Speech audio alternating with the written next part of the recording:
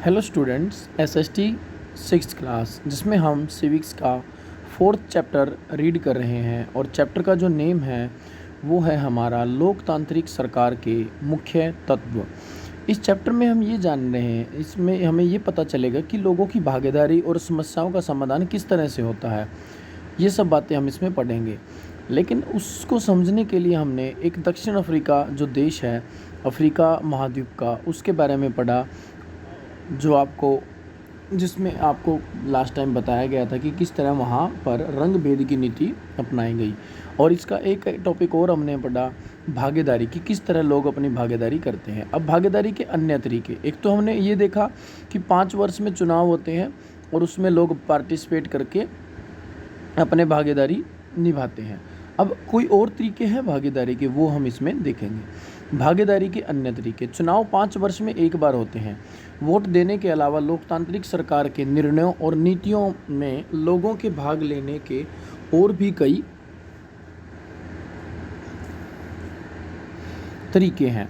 लोग सरकार के कार्यों में रुचि ले कर और उसकी आलोचना करके भी अपनी भागीदारी निभाते हैं। अगस्त 2005 में जब एक खास सरकार ने बिजली का किराया बढ़ा दिया था तो लोगों ने अपना विरोध बहुत ही तीखे रूप में व्यक्त किया। लोगों ने जुलूस निकाले और हस्ताक्षर अभियान चलाए, मतलब उनको ये नियम अच्छा नहीं लगा ना, इस वजह से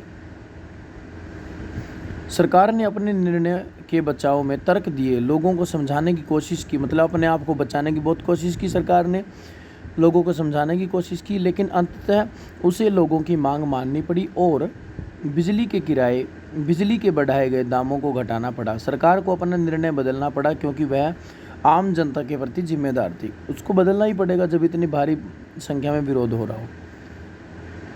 कुछ ऊपर की चीज़ें पढ़ते हैं, देखो।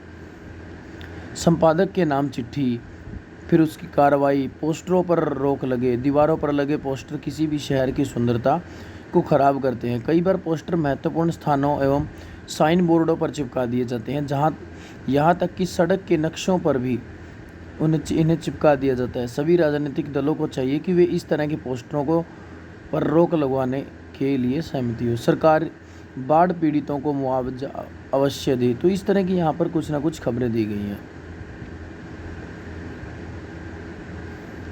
ऐसे कई तरीके हैं जिनके द्वारा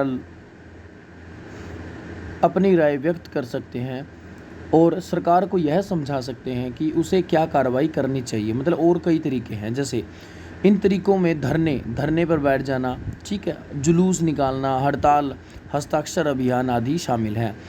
इनके ज़रिए जो बातें गलत हैं और न्याय संगत नहीं हैं उन्हें सामने लाया जाता है। मतलब जो चीज़ें ठीक नहीं होती। अखबार, पत्रिकाएं एवं टेलीविज़न भी जनता से जुड़े मुद्दों और सरकार की जिम्मेदारियों पर चर्चा करने में महत्वपूर्ण भूमिका निभाती है। मतलब ये भी लोगों का जो विरोध हो रहा है उसके सारे तथ्यों को सामने लाती है। सरकार तक भी ये बातें पहुंचती है टीवी के थ्रू और सभी देश भर की जनता भी ये चीज़ें देखती है।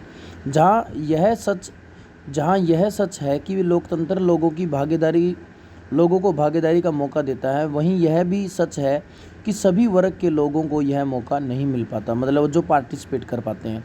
एक अन्य तरीका यह भी है कि वे आंदोलन करें जो सरकार और उसके काम करने के तौर तरीकों को चुनौती दे। मतलब वो आंदोलन कर सकते हैं। मान लो सरकार के काम तौर तरीके ठीक नहीं है, जैसे आजकल किसान आंदोलन बड़ा फेमस है, ठीक है, तो ये भी एक क्या है, विरोध है। इन किसानों को लगता है कि भाई उनके लिए जो ये कानून बनाए गए हैं ये उनके हित में नहीं है, इसमें उनको नुकसान होगा, तो इसलिए वो इतने महीनों से धरने पर बैठे हैं, आंदोलन कर रहे हैं। दलितों, आदिवासियों, अल्पसंख्यकों, महिलाओं एवं अन्य लोगों की भागीदारी अक्सर इन आंदोलनों के जरिए ही हो पाती है। मतलब आंदोलन के जरिए ही ये लोग इन स्थान के लोगों को अपनी भागीदारी दिखाने का मौका मिलता है। अगर देश के लोग सजग हों, मतलब जागरूक हों और इस बारे में रुचि लेते हैं कि देश कैसे चलाया जाता है, तो उस देश की सरकार का लोकतांत्रिक स्वरूप और भी मजबूत होगा। देखो भी लोगों का जागरूक होना बहुत ज़रूरी है। आज के समय में हम बहुत ज़्यादा सुस्त हो चुके हैं। देश की क्या हालात हो रहे हैं, सरकार की नीतियाँ कैसी हैं, या जो भी है उनमें क्या कमी है, क्या खास बात है, इनके ऊपर हम कम ही ध्यान दे रहे हैं, बस अपनी मस्ती में चलते रहते हैं। तो हमें क्या करना चाहिए, हमें इन पर ध्यान देना बहुत ज़रूरी है अगर हम अपने देश में अच्छा लोकतंत्र चाहते हैं तो। अगली बार अगर हमें शहर, कस्बे या कि गांव की गली से कोई जुलूस गुजरते हुए दिखे तो हम एक क्षण रुक कर पता करेंगे कि जुलूस किस के लिए निकाला जाता है। जब भी ऐसा हो ना तो आप पूछा करो कि भाई किस लिए जुलूस निकाल रखा है, किस लिए लोग हड़ताल पे बैठे हैं, आंदोलन किस लिए हो रहा है। ये सारी चीज़ें ज़रूरी होती है पता करनी। अगली कस्बे या गांव की गली से कोई जुलूस गुजरे तो ये हो गया। उसमें भाग लेने वाले लोग कौन हैं, वे किस मुद्दे पर प्रदर्शन कर रहे हैं, इससे हमें यह समझने में मदद मिलेगी कि हमारी सरकार कैसे काम करती है। तो हमें पता चलता है ना कि क्या कमी है, कैसे काम कर रही है, जब हम इन चीज़ों के बारे में जानकारी हासिल करते हैं।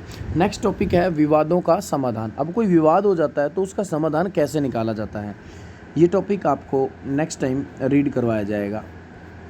और ये लास्ट 2 ही टॉपिक हमारे इस चैप्टर में पेंडिंग रहेंगे, जो नेक्स्ट टाइम अगली वीडियो में पूरे करवा दिए जाएंगे। Thank you, have a good day.